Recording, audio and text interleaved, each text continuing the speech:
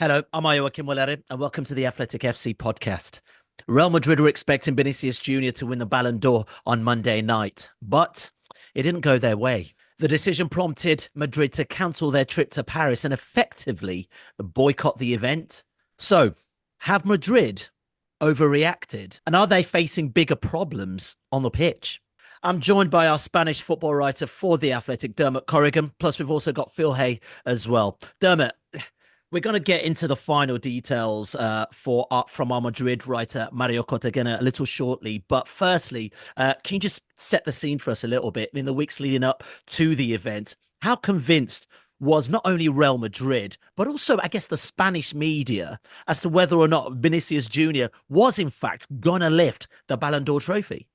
Yeah, everybody around Madrid was convinced it was going to happen pretty much since the Champions League final, since Madrid won it, Vinicius scored. It was all set up. Madrid are used to winning the Ballon d'Or. It's something that tends to happen to them quite a good bit. And it's a big part of the mythology of the club, the history of the club, all like that. So over the last few weeks, whenever Vinicius did something, it was like, oh, more goals from the guy who's going to win the Ballon d'Or, like the hat-trick he scored against Dortmund in the Champions League recently. On the day, just noticed that since this has happened, but on the day that Rodri broke his leg or injured his knee, the front cover of Marca the following morning had a little picture of Rodri, the Spain captain, having broken his knee, and then a big picture of Vinicius, preparing for the Ballon d'Or. That's a month ago, but already at that stage they were, so sure of it, and if it's on the front page of Marca, it's because it's popular with Madrid fans, it's a seller for them, and yeah, everybody was just convinced it was going to happen. Yeah, well, thanks for that brief intro into it. But time to hear from Mario Cortegana himself, who has the details on how this all panned out and why Madrid are so angry. Some hours after Saturday's dramatic defeat in El Clásico, Real Madrid suffered more difficult feelings. On Sunday morning, Vinicius and his entourage were informed that he would not win the Ballon d'Or. It was a really big shock because confidence on Vinicius and at the club was total. Despite some news in Spain saying that Vinicius will win the trophy for sure, the Athletic had reported that no one knew the final result. After a few hours of reflection, it was decided from the top of the club that no one will travel to Paris on Monday, even though an expedition of 50 people had been planned. The news was communicated during the afternoon to more club staff, including Carlo Ancelotti. Everyone agreed, and Vinicius felt very supported by the club's action and message from his teammates and coaching staff, who, by the way, would also do the same publicly on Monday. Vinicius had a very sad moment, as it was planned that around 30 people from his entourage will travel to enjoy what they hope would be a historic moment for him and for his loved ones, with some of them even traveling from Brazil.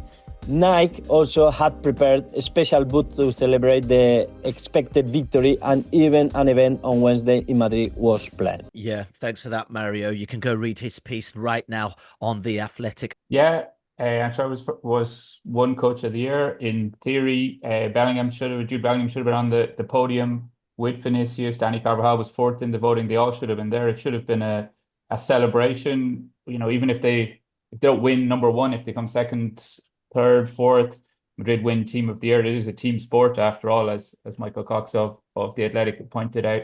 So it just shows how Madrid how emotionally, I guess, they can react to setbacks, how important the Ballon d'Or is for them. I think it also has to be taken into account that it's in the context of losing the Clásico 4-0 on Saturday night, that wasn't part of the plan for Madrid. They'd come back against Dortmund. They'd had another of the famous remontada comebacks, a 5-2 victory with Vinicius scoring the hat-trick. Everybody was excited. It was set up to win the Clásico, go to the Ballon d'Or.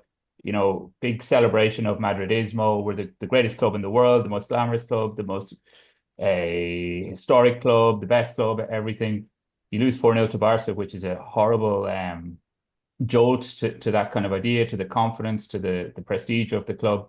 And as Mario says there, the word comes from the top at Real Madrid, that it's not that Vinicius said, look, I'm not going to go, and all the rest of the guys pulled out in sympathy for him. It's that word comes from the top. Florentino Perez, the president of Real Madrid, what he says goes at the Bernabeu. Every big decision that is made, goes through his office, and without Mario's been really good reporting on it without having been in the office when the decision was made. If Florentino Perez doesn't want Madrid staff or anybody to go to the Ballon d'Or, even if Carlo Ancelotti, for instance, has won a prestigious award, then nobody goes.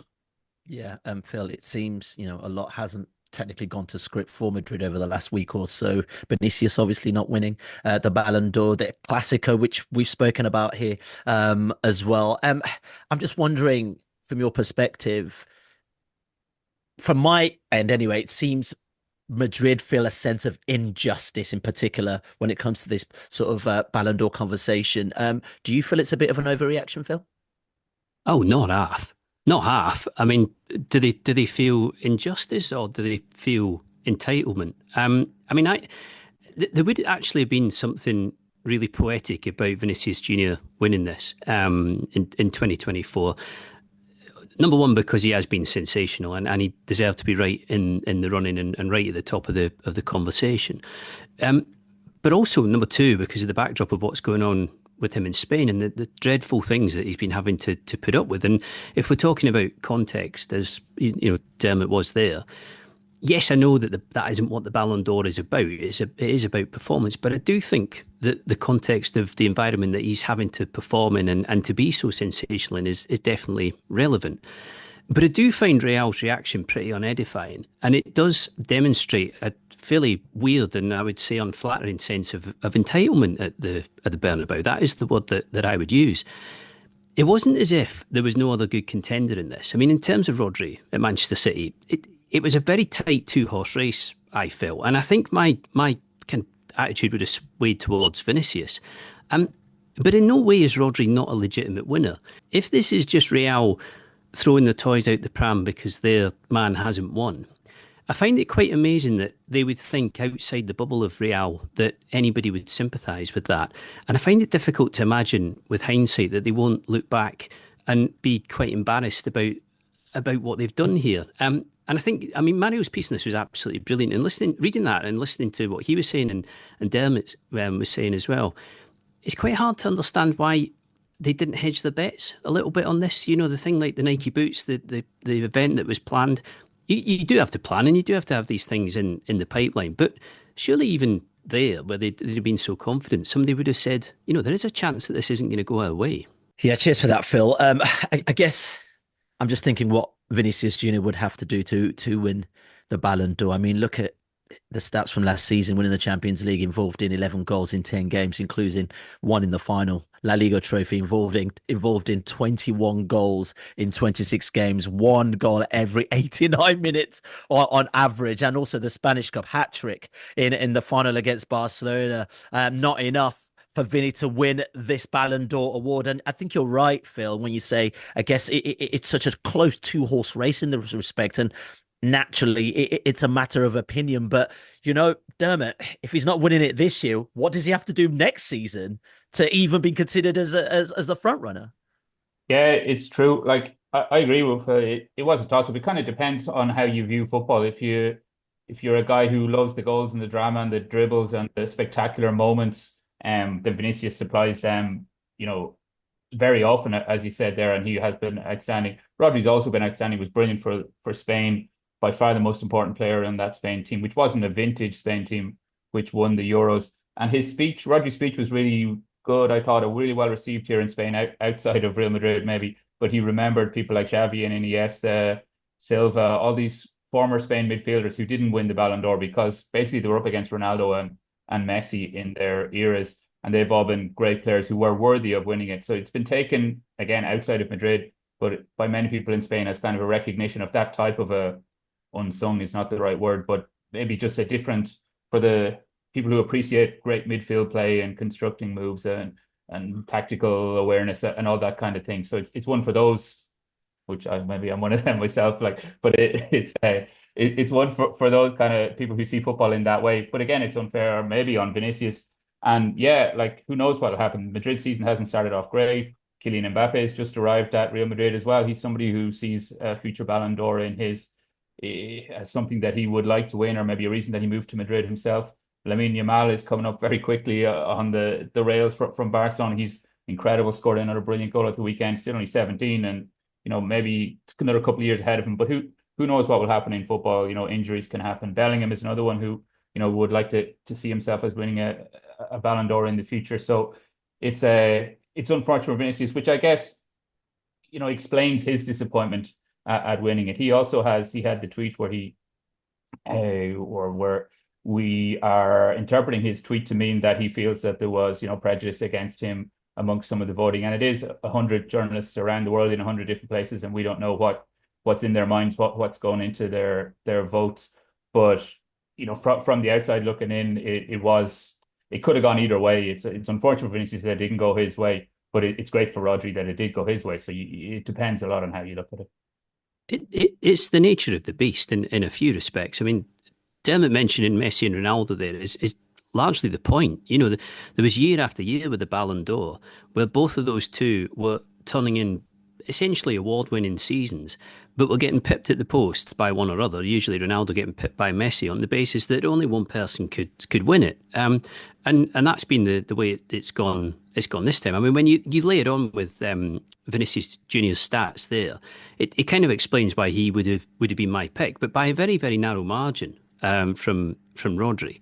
And I mean, it is the case that, season after season, you need to perform at such a high level in order to be in the running for it. But also you have to accept that there is a lot of politics involved in the Ballon d'Or. There always has been, and that doesn't just apply to journalists. That was the case when players were involved in the decision as well. So I think the chance for Vinicius Jr to win this in the future will be there again. I was just discussing with Dermot before we recorded whether or not there might be an aspect of him that, having not picked it up this time on the back of such a big season last season, is looking at the way things are going for Madrid at the moment. He's actually doing okay, but they're not having a good start to the season. And whether he's wondering if, 2024, 25 is going to slip away in respect to the Ballon d'Or as well, because certainly the early weeks of this season have not put him in position in the way that last season did. Yeah, I mean, you'd have to look back to maybe, I think, 2006, Fabio Cannavaro, to not see an attacking style player, I should say, win the Ballon d'Or. So in terms of what you're saying, Dermot, and also a little bit of what you're saying, Phil, for football purists, Rodri feels like a worthy winner in that respect. But back to what you said, Phil, in terms of how these votes come along, whether it be journalists or players, on Vinny not winning. Pep Guardiola basically said, Vinicius should have won the Ballon d'Or or not, maybe. But that is what happened. It's journalists. It's not a group of elite people that decide what they have to do. It's all around the world. It's not just one country's vote. It's all about the world, different opinions. Is the conversation also here about how the votes go about? But also, I don't know how we improve it or reshape it. Well, I don't think there is a perfect way to reshape it. And I noticed Adam Crafton tweeting on Monday night saying maybe this whole episode is an indication or an example of why the Ballon d'Or should just be ditched, or the whole event should be scrapped, because it does tend to descend into this absurd spectacle where you have situations like Monday where Real Madrid boycott it. I mean, we dug out quotes from Real Madrid players in the past where they were criticising others for not turning up to the event because they hadn't won or because they didn't think they were going to win. I think Guardiola's kind of right. It's a fair point, and there's no doubt that some of the votes cast must be subjective. I'm not saying all of them. I'm not saying the majority of them, but there will be some that are based on either fixed opinions or perhaps prejudice of people who have voted in the past or have voted this year. But to go back to what I said, it wasn't as if when players were kind of pitching in to decide who won this and were having a say that they were being any less political or any less agenda driven. I don't think you can in any way trust people within the game to get a better decision on this than people who follow the game or watch the game in the way that journalists do. I can't believe that Guardiola would necessarily have voted for Vinicius over Rodri, and if he'd gone for Rodri, I totally understand why. And I think it in the end, it's about the same thing, isn't it? That this was a kind of flip of a coin between two players who'd had the seasons of their lives, and it's come down on Rodri's side. And I dare say that if they had the same season again, 24, 25, that it might well come down on Vinicius' side in 12 months' time. Yeah. Circling back to Rodri winning the Ballon d'Or, Dermot, you've reported on the speculation in Spain regarding Madrid's interest in signing him. Would this situation lessen the likelihood of that move happening? Ballon d'Or winner, contentious winner, Vinicius Jr., I mean, I couldn't see that one happening, surely. Yeah, my initial impression is that probably not. Like by the time next summer comes around, Madrid, if they are still looking for a replacement for Toni Kroos to come into the midfield, which is the obvious place that they really need to strengthen in the team at the minute, and Rodri's the best available player, he comes back from injury, then Madrid fans will forget about it, or they will be encouraged to forget about it from the Madrid media machine that it is. And Florentino Perez will move on and he'll go for the best player, I think, to fill the hole in the team. Might be a little bit awkward if Rodri came in. But again, I don't think Rodri himself, he called Danny Carvajal on the day of the award to smooth it over a little bit, or to say, like, and he's been quite good in how he's accepted it, and say they could have been other people as well, and it's a kind of collective. I don't think he believes that much in individual awards. I remember being at Spain, the Federation campus here outside Madrid just before the Euros, and Rodri was actually asked about that, whether he thought he'd be in the running for the Ballon d'Or, and he kind of joked about it and said, like, I'm not really interested in these type of individual awards. And there was then Morata came along, and then we asked Morata whether he thought that Rodri should go for it. And Morata was like, "Oh, I've told him loads of times, like, he's got to up his Instagram game. He's got to be involved in more events. If he wants to win these individual prizes, then he really has to put himself out there to get it." But Rodri himself didn't seem that interested in it. So again, until he started crying when the award came his way. Yeah. I mean, the funny thing is actually that of the past kind of 4 or 5 days, it's become apparent that Rodri is kind of exactly what they need in that Real team, funnily enough, and whatever's gone on in with the Ballon d'Or and everything else, you can totally see why he would be a big transfer target of theirs, and why the press in Madrid have been getting busy with that story. Right. Let's move on to actual football then, gents. We talk about Real Madrid in particular. It's been a bit of a roller coaster couple of weeks, really. You look at the Champions League comeback, the Vinicius show, really, beating Dortmund 5-2. And then the humiliating El Clasico at the Bernabeu by Barcelona, losing 4-0 at home. Dermot, what's the reaction been to that particular result from a Madrid perspective?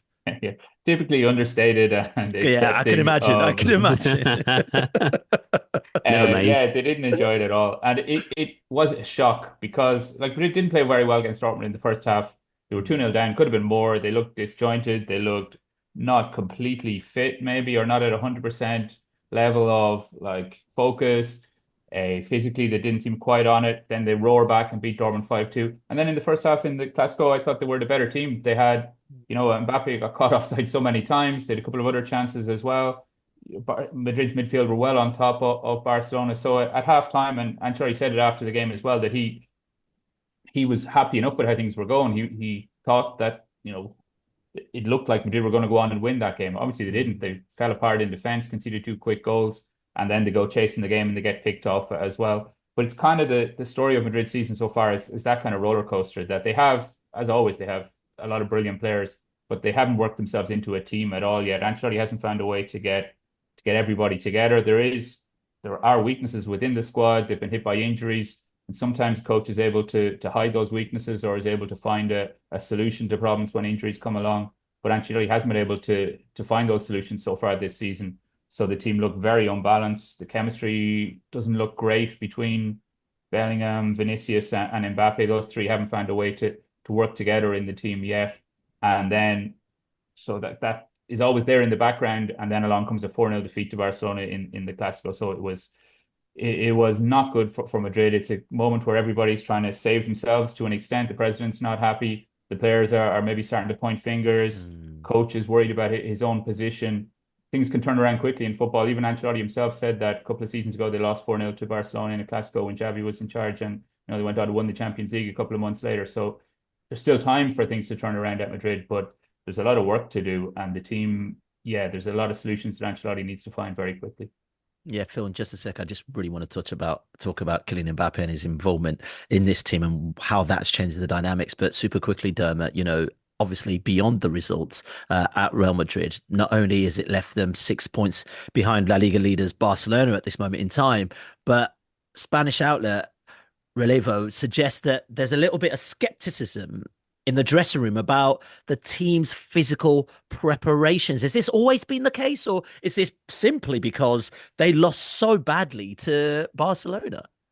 No, that report came out just between the Dortmund games, between the Dortmund game and the Barcelona game, and it's super interesting if you're interested in the politics of the Bernabeu and how the different factions and how things work there, which I definitely am. Then it's a super interesting report because Pintus, the fitness coach there, is an Italian guy who was brought in by Zidane about a decade ago now, and is real old school guy who runs the players a lot. Florentino really likes him. Florentino always thinks that the players, need to be ran little bit more, that they're pampered, that he knows they have lots of skills, but if they work hard enough, if they're fit enough, if they are just do what they're told and get out onto the training ground and put the work in that they're supposed to do, then the team will win. And it's often a thing that's put a reason that's put at the team when they don't do well, that, oh, we haven't been training hard enough, or we're not fit enough. Pintus, everybody knows, is a Florentino Perez signing. He's not Ancelotti. He's fellow Italian of Ancelotti, but he's not somebody that Ancelotti had worked with before. He had worked at Madrid before. The club told Ancelotti basically that he's going to be the fitness coach who you're going to be working with from now on. So for the players to criticize the fitness coach who's imposed by the club is a sign of just general discontent, maybe with how things are working. Whether that fits in with players who like Bellingham, who has to play in a different position this season. Last year he shone as a kind of a false nine, or a guy who's getting forward from midfield into the box all the time. This season he needs to do a lot more tactical work. If it's Vinicius who feels, that Mbappe has come in and the two of them, he doesn't have as much protagonism anymore, or if it's Mbappe who feels that he's not being played in his correct position, other players have been in and out of the team as well in midfield. Just a general feeling of like things not going well, and that's when people start to point fingers. They start to complain about things that maybe if the team are winning that they wouldn't even worry about. And that's just the general feeling of dissatisfaction that's around the club at the minute. Yeah, Phil, we've always wondered how Ancelotti was going to make this work, right? It feels like Madrid have sort of gone back to the Galactico era by hiring someone like Kylian Mbappe. But also on the flip side of that, people are talking about how Jude Bellingham hasn't really thrived this season. But you can completely understand that because it's a very different role he's been asked to play. That front line, it doesn't seem to be much cohesion right now at this moment in time. No, we were flagging up in the Athletic FC newsletter a couple of weeks back a video that Tifo did, and they were asking the question, has Kylian Mbappe made Real Madrid worse? And it's one of those kind of bold, brave, risky statements. And I remember John Muller, formerly of this parish, doing a piece on, is Erling Haaland at Manchester City actually going to be a disaster? Is he going to make it a disaster? Is he going to make them worse? And, I was always kind of thrown back at John because Haaland at City has worked perfectly. But I think there's something in that. And you would have to say that even if Mbappe hasn't made them worse, to this point, he definitely hasn't made them better. And that is a problem when you're talking about a player like him. There's some great analysis of this done by Michael Cox. This piece ran on Monday. He had a really close look at El Clasico. And he was highlighting a few things, but one of them was, the way in which Real Madrid's midfield, and this kind of taps into the Rodri conversation, was getting overrun and overloaded against Barcelona, in part because neither Mbappe or Vinicius were particularly tracking back or doing much defensive work. And I don't know how many people have watched the recent or read about the recent Luis Enrique documentary, but part of that, and it's following Luis Enrique really closely behind the scenes, there's a scene in it where he's in a video room with Mbappe and he's talking to him about defensive work, and he's saying to him, your idol is Michael Jordan. Michael Jordan used to defend like, insert expletive here. All the time. And actually, I'm about halfway through the Roland Lazenby book about Michael Jordan, The Life, at the moment. And Luis Enrique's right. Michael Jordan was absolutely killer in attack, but he was dead focused on his defensive work. And Luis Enrique was trying to say to him, you don't do enough of that. You don't work hard enough. And he didn't get the sense from Mbappe's body language that he was massively receptive to what he was going to be told, what he was being told by Luis Enrique. But you felt as if it was a conversation that actually needed to be had. And you can still see that in Mbappe's football, I think. And whether or not it's Mbappe who's unbalanced the team, it's quite difficult to say, but what you would say is that Real Madrid don't look balanced. And that might be two different things, but one way or another, they're not playing well under Ancelotti at the moment. And I did think it was quite telling in Guillermo Rai's piece after the weekend, after the hammering they took from Barcelona, that he said he wrote in that piece, there's no suggestion from the board that there's any threat to Ancelotti at this stage. And I think the very fact that he was even writing that, and it made total sense to be asking the question, it tells you that at Real, when it starts to spiral, it can spiral really quickly, even for somebody like Ancelotti. Dermot, you mentioned earlier, this quote, and I think it's really important to point this out again and repeat it, that after the Clasico defeat at the weekend, Ancelotti said, last time we lost 4-0 to Barca, we won La Liga and Champions League, referring to the result, which was way back in March 2022. Do we expect Madrid to bounce back, or is the pressure on Ancelotti fundamentally at this point, because Barcelona have started just so well and they look like such a cohesive team that I don't know how much further Real Madrid in this campaign can carry on looking for brilliant performances from individuals? Yeah, the pressure is going to mount on Ancelotti. Like he's used to it. He's in his second spell as Madrid coach. His first spell, he won the Champions League in his first season, and then he got fired at the end of his second season. This time he's hung around a good bit longer, but he knows the score at Madrid. He knows that the buck stops. Like you could argue that he's not involved in transfers at all, and you look at the squad and they lost Toni Kroos in the summer because he retired. They didn't really replace him. They lost Nacho as well, who was a club stalwart who'd been there for more than a decade, always filled in at different spots in the defence when it was needed. And now they have Lucas Vazquez playing at right back. Left back didn't go well. The defending at the Clasico was just awful. So Ancelotti has to kind of make do with what he has. He's not going to complain about it. He knows the story. There's not an obvious person before Zidane is probably, well, never say never, but it doesn't look like Zidane is available to come in mid-season and take over. Raul Gonzalez, who's a club legend, is in charge of the Castilla youth team, which is often where Florentino goes to find a manager to come in, a former star to come in and take over the team. The word is that Raul hasn't done a great job at Castilla, and that there's not great confidence in the club hierarchy that he could come in and take over. There's a lot of talk at the minute that he might finish up at Castilla at the end of the season. Maybe Arbeloa, who's there in the background, could step up. A lot of people would like to see Xabi Alonso come in to be the next Madrid coach, but people kind of realistically know that's not going to happen in the middle of the season. So it looks like Ancelotti was going to get the rest of the season at least to try and work out, to try and come up with a solution. Things kind of happen at Madrid that they start to go on a roll and they get momentum. It's not a new thing for Madrid to struggle a little bit in the autumn time, even going back like 20 years ago to when Del Bosque was the coach and Zidane was a player in the team with Figo and Raul and these guys. They'd often, go through dodgy moments in the season, but then when the Champions League quarterfinals, semi-finals, final comes around, the big players step up on the big stage and find a way to win the game. So that's a possibility, but there are weaknesses in the team. And if they were to face, Man City next week, or maybe Bayer Leverkusen in the Champions League as well, that would be pretty interesting in the knockout stages. But we're going to have to wait and see. I think maybe they will strengthen in January. They could do it a new right back or a centre back. Somebody like Aymeric Laporte, there's a lot of talk about him coming in from Saudi Arabia, which might be possible to do. There is, if Madrid wanted to spend money on a new player, the money is available there within their La Liga budget. Florentino at this stage as well he's not as trigger happy as he used to be earlier in his career. Before he did, he'd fire going back to his first spell as president, he'd fire the manager and then start to wonder who he was going to put in to replace him. Whereas now things are run more professionally. There's a better system in place at Madrid, more rationally, I think. So I think Ancelotti's okay, but again, it's Madrid and it's Florentino Perez. So let's see what happens. There's, to go to Valencia at the weekend, assuming there's a storm here in Spain at the minute, which has hit Valencia pretty hard. So that game may not happen, but in theory anyway, Ancelotti will get a run of games between now and the winter break to try and find a solution to the problems that are in the squad and the team. There was a really good pertinent point in there as well, which is that Hansi Flick has waved a wand at Barcelona, which I think is kind of surprised a lot of people, and it's probably surprised Real as well. And it does paint Real in a much less flattering light. It's given them less breathing space when it comes to having a dodgy autumn, a poor run. And the thing with Barca is that players have improved there, like Rafinha. Everybody seems to be playing well. And I don't doubt that will be putting a bit of weight on shoulders at the Bernabeu. Yeah, for sure, mate. For sure. All right, gents, before we wrap up the pod, if you don't mind me saying, I just really want to touch on this point, and it was about the weekend really and the racist abuse during the Barcelona game.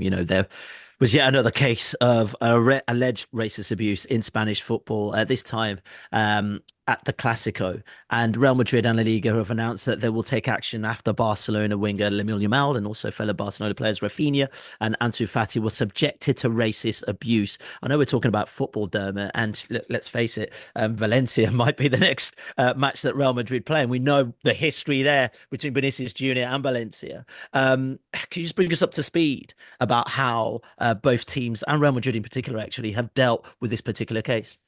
Yeah, video started to circulate pretty soon after the game at the weekend of some people in the crowd saying some pretty awful stuff, directing it towards Lamine, and then also it emerged to Ansu Fati and Rafinha as well.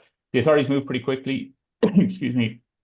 Madrid said they would identify the individuals involved and ban them from the stadium forever. La Liga said they would make an official report to the Spanish authorities, to the court system, the police, to look to prosecute these guys under the legislation. The wheels of justice in Spain move pretty slowly, as we've seen in other cases in the past, but they have, I guess we could say, they have learned from the past and how to put in place the processes in order to prosecute people. It takes a long time for it to happen, but those people who were responsible, if it is to be the case for that horrible abuse, will be identified and kicked out of the stadium. Again, then is that enough? It's just identifying, a couple of people who've done something wrong themselves. Is that enough to deal with the problem? And, you'd have to say no. Racism is a problem within Spanish football like that has come out there. And I think it also showed that it's not, it's widespread. It's not that it's one club. It's not that it's Atletico or Valencia or Barcelona. It's Real Madrid as well. It's something that happens way too often within Spain and in different parts of Spain. It's not just Vinicius who gets abused, even though it's awful the abuse that he gets, but the other players suffer it as well. What Vinicius has done is, by standing up to it and by highlighting it and publicizing it, he's brought more of a spotlight on it, which is good. It also means that he's suffered more himself.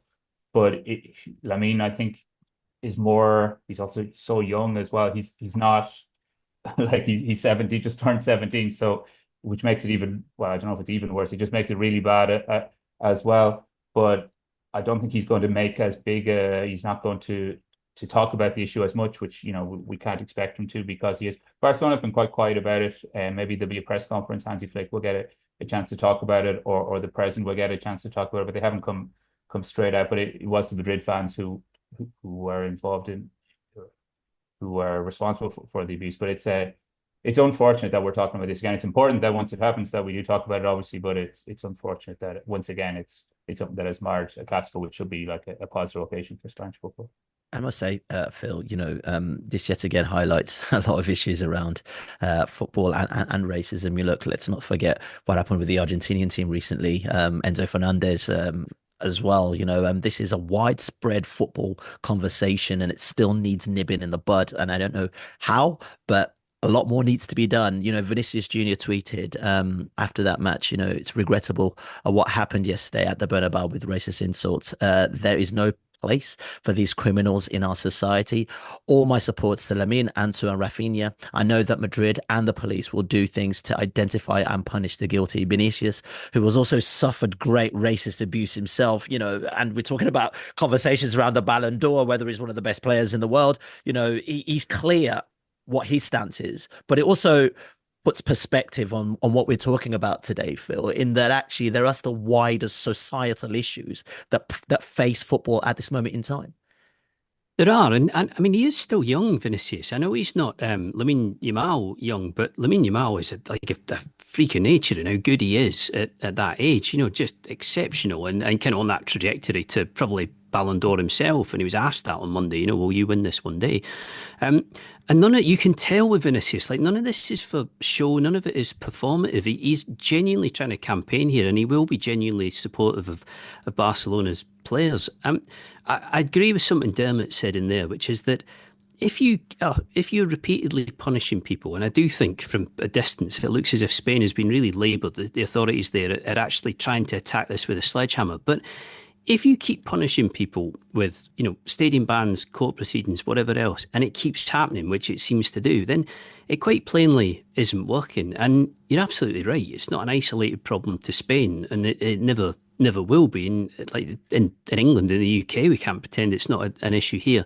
But it is a big, big problem in Spain, and it's quite glaring. And I still have my doubts about whether enough people over there are properly serious about dealing with it. And you almost feel that if people like Yamal, basically the best Spanish player in the world, give or take, there's Rodri obviously, but Yamal's the one, he's like the golden boy. If people like him and Vinicius Jr, another best player or thereabouts of his generation, if racist abuse towards them isn't making any difference to these attitudes, then it's really hard to see what will. Yeah, right. Let's end it there, gents. We appreciate your time, Dermot and Phil. And also, we will be back tomorrow for another pod from the world of football. Thank you so much for listening. If you want to watch more episodes of the show, please subscribe to the channel. We'll be joined by the likes of David Ornstein, Matt Slater, Adam Crafton, Carl Anker, and plenty more through the season. If you'd like to listen to the episodes in full in audio form, search The Athletic FC wherever you get your podcasts from.